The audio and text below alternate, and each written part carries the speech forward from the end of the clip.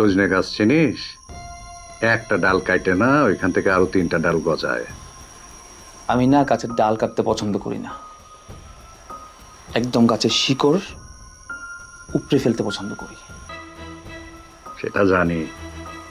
শবনমের বিষয় নিয়ে তোমাকে ভাবতে হবে না, ওর যা করার আমি করবো।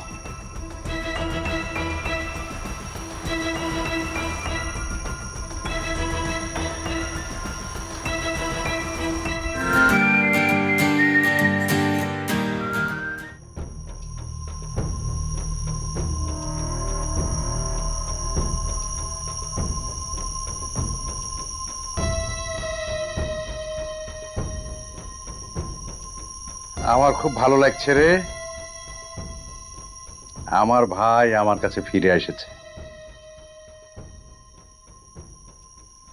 ওই দিন খুব না দুঃখ পেয়েছিল, কেন জানিস? তুই আমার কাছে সম্পদের ভাগ চেয়েছিস। ভাগ চাবি কেন রে? ওটার মালিক তো তুই, সব চাবি সব।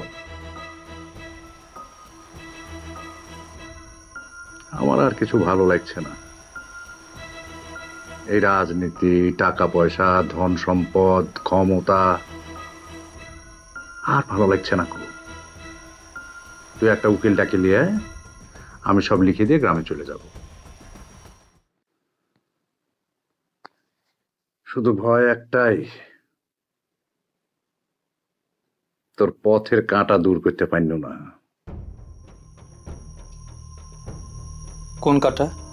মন না, শবনম।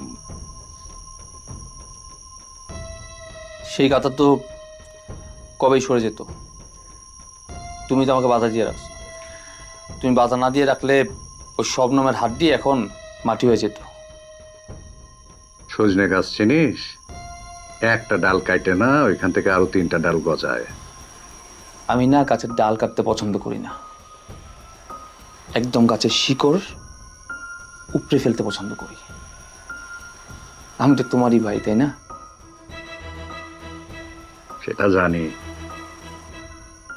আচ্ছা, ওই মন মেয়েটাকে আমার পক্ষ থেকে একটু সরি বলে দিস তো। মেয়েটাকে যা ভেবেছিল ওরকম না, মেয়েটা ভালো আছে।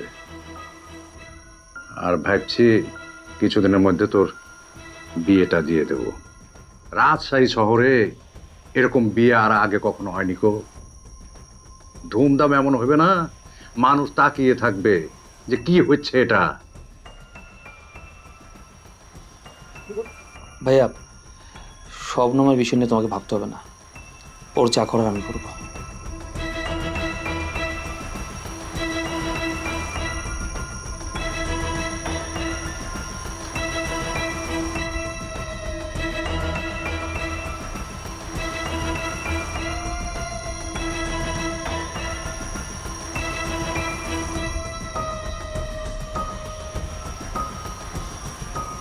ভাইয়া, তোমার সাথে আমি অনেক বেয়াদবি করছি। আরে তুমি আমাকে মাফ করে দিও ভাইয়া। তুমি তোমার বড় ভাই না, তুমি তো আমার বাবার মতো। কি বলছিস আমাকে মাফ করে দিও ভাইয়া, আমাকে মাফ করে দিও ভাইয়া, আমাকে মাফ করে দিও। এসব বলছিস কেন?